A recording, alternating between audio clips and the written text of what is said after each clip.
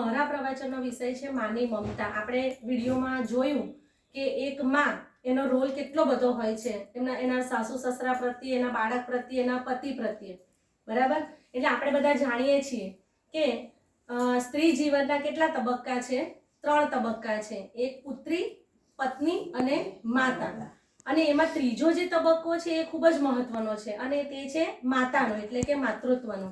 હવે કવિ બોટાદ કરે કહ્યું છે કે મીઠા મધુને મીઠા મેં હું લાડલોલ, એથી મીઠી તે મોરી માતરે, જનનીની જોડે સખી નહીં જડે રે લોલ. માતાની તોલે કોઈ જ આવી શકે નહીં, બરાબર. માતા ધારે ને એનામાં એક અમોઘ શક્તિ છુપાયેલી છે અને એ શક્તિ છે એની મમતાની. એટલે એની મમતાથી ધારે ને તો એક ક્ષણમાં પલવારની અંદર આખા વિશ્વને નંદનવન બનાવી શકે છે, બરાબર.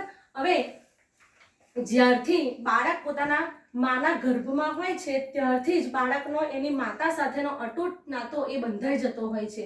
માતા એ પોતાના બાળકનું ખાલી ખોરાકથી, આપણા ગર્ભમાં જ્યારે બાળક હોય ત્યારે આપણે ખોરાકથી જ એનું કંઈ ભરણ પોષણ નથી કરતા, પણ આપણા વિચારોથી, વિહારથી અને આહારથી બધાથી જ એનું ભરણ પોષણ થતું હોય છે. આપણા વિચારોની પણ એના પર ખૂબ અસર થતી હોય છે, બરાબર.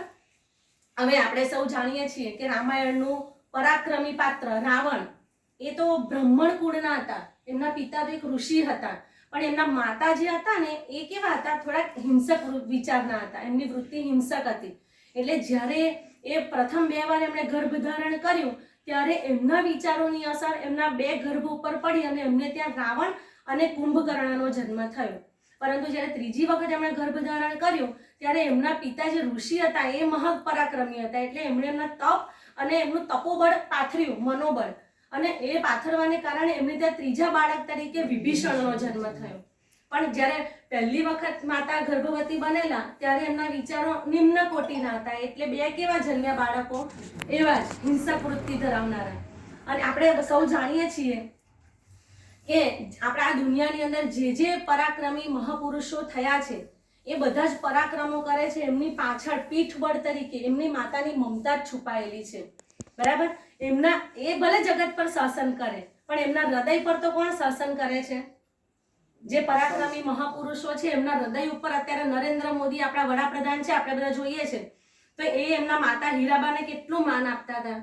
એમની પાછળ બી માતાનો કેટલો સિંહ ફાળો રહેલો. એટલે એમના હૃદય ઉપર કોનું શાસન છે? તો કે માતાનું શાસન છે, માની મમતાનું શાસન છે. એટલે જ કોઈક કવિએ કહ્યું છે કે જે કર ઝુલાવે પારણું તે જગત પર શાસન કરે, બરાબર. હવે આપણે સૌ ભારતની મહાન નારીઓના નામ તો જાણીએ જ છીએ, આપણે બધા ભારતીય છીએ એટલે, બરાબર. ઘણી બધી મહાન નારીઓ થઈ ગઈ. ઝાંસીની રાણી લક્ષ્મીબાઈ છે, પછી જીજાબાઈ છે. તો આપણે ઘણીવાર જ્યારે આવી સભા હોય છે, મહિલા સભા, ત્યારે જીજાબાઈનો દ્રષ્ટાંત આપી અને આપણને સમજાવવામાં આવે છે કે જીજાબાઈ એ કેટલા સુરવીર માતા હતા, બરાબર. એ જ્યારે સગર્ભા હતા ત્યારે 3 માસના સગર્ભા એ હતા તે વખતે જ એમણે એટલી બધી જીવનની અંદર ઉથલ પાથલ સહન કરવી પડી હતી. એટલે એમણે સતત સગર્ભાવસ્થા દરમિયાન ભગવાનને એટલી જ પ્રાર્થના કરી કે હે ઈશ્વર, તું મને પરાક્રમી, સુરવીર અને સાહસી બાળક મારે ત્યાં અવતરે, બસ એટલા મને તું આશીર્વાદ આપજે. અને એટલે એવું સતત ચિંતન કરતા રહેતા હતા. તો આવું ચિંતન કરવા પાછળનું કારણ શું હતું? તો કે જ્યારે જીજાબાઈ હતા એમને મોગલો જે છે, મોગલ સામ્રાજ્ય, એની સામે ખૂબ જ એમના પતિને ખૂબ જ જંગ લડવી પડી હતી. જ્યારે 3 વર્ષના એમને મહિના હતા સગર્ભાવસ્થા દરમિયાન ત્યારે એમણે એમના પતિ સહાજી અને મોટા પુત્ર જે છે સંભાજી એમનાથી દૂર રહી અને એક એમના સંબંધી છે વિશ્વાસરાવ, એમને ત્યાં એમને આશરો લેવો પડેલો. હવે સગર્ભાવસ્થા દરમિયાન આપણે જાણીએ છીએ કે આપણા પતિની આપણને કેટલી બધી જરૂર હોય છે કે આપણી સાથે હોય તો વધારે સારું એમ. પણ એમના ઉપર જ્યારે આવી અડચણો બધી આવી અને એ ત્યાં તો રહ્યા હતા અને આ બાજુ એમના જે જીજાબાઈ છે એમના પતિ સહાજી એમણે મોગલો સામે જંગ છેડી દીધેલી, યુદ્ધ છેડ્યું હતું અને યુદ્ધ ચાલુ હતું. એ દરમિયાન જ એમના ભાઈ અને પિતાજીનું અવસાન થયું અને એક બાજુ આ જે સહાજીના પિતરાઈ ભાઈ હતા એટલે કે કઝિન, એમની પત્નીને આદિલ શાહના સરદારો ઉપાડી ગયા અને જ્યારે જીજાબાઈ ત્યાં એમના સંબંધીને ત્યાં આ વાત જાણી ત્યારે એમનું હૃદય દ્રવી ઉઠ્યું અને એમણે કહ્યું કે હવે મારે એવો ભગવાનને પ્રાર્થના કરવી છે કે મારે ત્યાં સંતાન સ્વરૂપે પુત્ર જ અવતરે અને એ પુત્ર એ આ મોગલોનો ખાત્મો કરે અને પ્રજાનો અને મારા પરિવારની રક્ષા કરે. એટલે એમણે ભગવાનને પ્રાર્થના કરી અને એના પરિણામ સ્વરૂપે આપણને કોણ મળ્યું? છત્રપતિ શિવાજી મળ્યા કે જે માતાના ગર્ભમાંથી જ સંસ્કાર લઈને આવ્યા, સુરવીરતાના, સાહસતાના, પરાક્રમના, અને પછી જે બાળપણથી જ એમને ગર્ભમાંથી જ આવા સંસ્કારો મળ્યા હોય પછી જ્યારે યુવાન વયમાં પ્રવેશ્યા અને એની સાથે જ એમણે જે ઔરંગઝેબની આખી જે સલ્તનત હતી એને આખો ખાત્મો બોલાવી દીધો, એટલે કે મોગલોનો અંત આણી દીધો. બરાબર? એટલે આમ વિચાર કરો કે માતા જીજાબાઈનું દ્રષ્ટાંત આપણને આપણી સંસ્થાએ આપ્યું છે કે આ જે કાર્યક્રમ છે એમાં તો એ કેટલા મહાન માતા છે, આદર્શ માતા છે. અને આવી રીતે જ્યારે છત્રપતિ શિવાજી મહારાજને બાળપણથી જ માની સુરવીરતાની મમતાભરી વાતો, એ ખાલી ખોખલી વાતો એમણે નહીં કરી, એમાં મમતા છુપાયેલી હતી. એટલે મમતાભરી વાતો અને એક આદર્શ માતાનો સંકલ્પ કે ભાઈ મારા ઘરે આવો જ પુત્ર અવતરે, એટલે એ સંકલ્પના પરિણામ સ્વરૂપે આપણે જોયું કે એમને ત્યાં છત્રપતિ શિવાજી પાક્યા, જન્મ્યા અને આખા મુઘલ સામ્રાજ્યનો એમણે અંત આણ્યો. હવે આપણે બધા જાણીએ છીએ કે હમણાં જોયું કે જે પરાક્રમીઓ થયા છે એમની પાછળ કોનો હાથ રહેલો છે? એમની માતાનો હાથ રહેલો છે, માતાની મમતાનો. માં ધારે તો પોતાના સંતાનને સારોય બનાવી શકે ને ખરાબે બનાવી શકે. બરાબર? એટલે આપણે ખરાબ બનાવવા તો કોઈ માન નથી છે. હવે પ્રશ્ન આપણને એવો થાય છે કે આજના જમાનાની અંદર આવા ઘરે ઘરે પરાક્રમી, સુરવીર અને સાહસી શિવાજીનો સંતાનો કેમ પાકતા નથી? તો ઘરે ઘરે શું નથી? જીજાબાઈ જેવા માતા નથી કે જે બાળકને પોતાના ગર્ભમાં હોય ત્યારથી જ આવા સંસ્કારો આપે. અને આપણે કોઈ દિવસ એવું વિચાર્યું છે કે મારે ત્યાં પણ રામ જેવો પુત્ર જન્મે? આપણે તો હંમેશા શું વિચારીએ, બધું પ્રેગ્નન્ટ હોઈએ ત્યારે મોબાઈલ જ છોડતા નથી. દરેક માતાઓ અત્યારની એવું કરે છે. બરાબર? એટલે તો પછી એવા દીકરા ક્યાંથી તૈયાર થાય? કારણ કે જીજાબાઈ જ અત્યારે તો નથી. એટલે આપણે જ બધાએ પહેલા તો જીજાબાઈ બનવાનું છે. આપણે બધા તો હવે આપણા બાળકો તો મોટા થઈ ગયા છે. જે નાના નાના ભાભીઓ હતા એ આવ્યા હતા એમને વધારે થોડુંક જાણવા મળે. હવે જો આપણે બધા જાણીએ, હવે રસોઈયો છે તો રસોઈયાને આપણે સારામાં સારું અનાજ આપીએ, પછી ઉત્તમ ગુણવત્તાવાળી મરી મસાલાને બધું આપી દીધું અને છતાં પણ જો રસોઈ સારી ના બને તો પછી કોનો ભાગ? રસોઈનો કે પછી વસ્તુનો? બનાવવા વાળાનો. એટલે બનાવવા વાળા આપણે છે. બરાબર? માતા એ પોતાના બાળકને ઉત્તમ બનાવી શકે છે. હવે પણ આપણે એ વિચારવાનું છે કે ક્યારે આપણે સંકલ્પ કર્યો છે ખરો કે મારે ત્યાં પણ શિવાજી જેવા પુત્રનો જન્મ થાય? બરાબર? આપણે ક્યારે એવું વિચાર્યું છે કે મારો દીકરો પણ શિવાજીની જેમ પરાક્રમી, સાહસી અને આદર્શ વ્યક્તિત્વ ધરાવનાર બાળક બને? એ માટે આપણે પુરુષાર્થ કર્યો છે? બરાબર? એક માતા તરીકે અત્યારે ભલે બાળક આપણું ગમે તે વર્ષનું થયું હોય પણ એના લેવલ પ્રમાણે આપણે ક્યારેય પુરુષાર્થ એવો કર્યો છે કે આપણું બાળક છે એ શિવાજીમાંથી કંઈક તો શીખે એમનામાંથી કે? બરાબર? અને શું ત્યારે આપણે આપણી માતા તરીકે આપણી શક્તિ જે છે, મમતાની શક્તિ, એને પારખી છે ખરી ક્યારે? કે આપણા માની મમતામાં આપણામાં કેટલો બધો એવો પ્રેમ છુપાયેલો છે કે જે બાળકને કેટલું બધું એનો વિકાસ, સર્વાંગી વિકાસ કરી શકે. પણ અત્યારની માતાઓ છે મોબાઈલમાંથી જ ઊંચી નહીં આવતી. ખરેખર મોબાઈલ એક રાક્ષસ થઈ ગયો છે. બરાબર? હવે આપણે જરાક વિચારીએ. તમે બધા જાણો છો વીજળીની શોધ કોણે કરી? થોમસ આલ્વા એડિસને. બરાબર? તો એ થોમસ આલ્વા એડિસન જે છે એ આટલા સફળ થયા, એમના બાળપણના પ્રસંગો બહુ સરસ છે. એમની માતાએ એમને બહુ સાથ આપેલો અને એમની માતાનો મમતાનો ટેકો મળ્યો એટલા માટે આપણને આ વિશ્વને વીજળીનો પ્રકાશ એ વહેલો મળી શક્યો. બરાબર? હવે અને બીજા છે, જો હવે એમની માં એમને પ્રેરણા ના આપી હોત તો એ આગળ ના વધત જીવનમાં. અને એવી જ રીતે બીજા છે આપણા રાષ્ટ્રપતિ જે મુસલમાન છે, આપણે એમનું અબ્દુલ કલામ સાહેબ. તો એમને જે સફળ બનાવવા માટે પણ એમની માની મમતાનો બહુ મોટો ફાળો છે, સિંહ ફાળો છે. એટલે જો એમની માની મમતા એમને ના મળી હોત તો આપણા દેશને આવા મહાન આદર્શ એ રાષ્ટ્રપતિ ના મળ્યા હોત. મળત? ના મળત. બરાબર? અને મેઇન તો તમે જાણો છો કે આપણે બધા અત્યારે કોણ છીએ? હિન્દુ છીએ. અને સ્વામી વિવેકાનંદ, બધા એમનું નામ સાંભળ્યું છે. બહુ જ આદર્શ વ્યક્તિત્વ ધરાવનાર વ્યક્તિ હતા. આદર્શ વિવેકાનંદના ઘડવામાં એમની માતાનો ખૂબ જ ઊંડો ફાળો રહેલો છે, જેના કારણે એમની માની પ્રેરણાથી જ, માતાની મમતાની પ્રેરણા લઈને જ તેઓ અમેરિકાની અંદર શિકાગોમાં આપણા હિન્દુત્વનો ડંકો વગાડી શકેલા. બરાબર. તો અત્યારે માની મમતા જો આ ત્રણેય વ્યક્તિઓ, આવા તો ઘણાય છે, મહાત્મા ગાંધીજી લઈ લો, નરેન્દ્રભાઈ આપણા વડાપ્રધાન લઈ લો, બરાબર. કોઈ પણ મહાન વ્યક્તિઓની પાછળ એમની માતાનો સિંહ ફાળો હોય જ છે. હવે આપણે સૌ જાણીએ છીએ કે કુકડ બચ્ચા લાખ, લાખે એક, અને સિંહણ બચ્ચા એક, એકે હજારા. એનો અર્થ થાય છે કે કૂતરીના બચ્ચા તો એમ કે ભલે હજારો હોય, પણ હજારો બચ્ચા ફરતા હોય કૂતરીના, તો એમને મનમાં બીક રહ્યા કરે કે અમને જંગલમાં જાય તો કોઈ પણ જગ્યાએ જાય તો કે અમને કોક મારી નાખશે. પણ સિંહણ બચ્ચું એક, એકે હજારા. એટલે સિંહણનું બચ્ચું જો એક હોય ને તો પણ એ 1000 બરાબર છે. એ નિર્ભય રીતે જંગલમાં ફરી શકે અને બીજાને ડરાવી શકે. એટલે હે જગત જનનીઓ, હે માતાઓ, આપણે પણ આપણી જે સામર્થ્ય છે, શક્તિ છે, એને ઓળખવાની છે. આપણે સિંહણ બની અને એવા બાળકને, એટલે કે એવા બચ્ચાને, એવા બાળકને આપણે તૈયાર કરવાનો છે કે જે ગમે તે જગ્યાએ અત્યારે હાલમાં જાય તો સિંહણના બચ્ચાની જેમ અડીખમ ઊભો રહી શકે, નીડર રહીને. ને તો ઘણા બધા બાળકો ખબર જીવનમાં મુશ્કેલીઓ આવે તો બી જાય છે, પણ તે સમય એવી જ્યારે મુશ્કેલ પરિસ્થિતિ આવે ત્યારે એને એના માના શબ્દો યાદ આવવા જોઈએ. એટલે એવા મમતા ભર્યા શબ્દો આપણે એના મગજમાં ફિટ કરવાના કે એના મગજમાંથી ક્યારેય ભૂસાય નહીં. અને બાળક કોઈ પણ ઉંમરનું હોય પણ માની વાત તો સાંભળે જ, ગમે તે ઉંમરના હોય. લગ્ન પછી ખબર નહીં પણ સાંભળે જ. બરાબર. હવે આપણે બધા એવું ઈચ્છીએ કે ભાઈ છત્રપતિ શિવાજી જેવા પુત્રની ઈચ્છા આપણે બધા રાખીએ તો આપણે કેવા બનવું પડશે? જીજાબાઈ જેવા બનવું પડશે.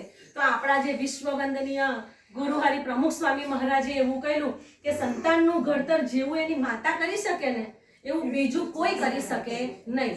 તો એ પહેલા આપણે આદર્શ બનવું પડે. કોઈ પણ વસ્તુ હોય તો પહેલા આપણે સારા બનીએ તો જ બીજાને આપણે કહી શકીએ. હું જ ગોળ ખાતી હોઉં ને, પેલી એવી વાર્તા છે ને ગોળ વાળી, કે પોતે ખાતા હોય તો પહેલા નહીં કહેતા, પછી જ્યારે એ સાધુ મહાત્મા છોડી દે છે ને પછી બીજાને ઉપદેશ આપે છે.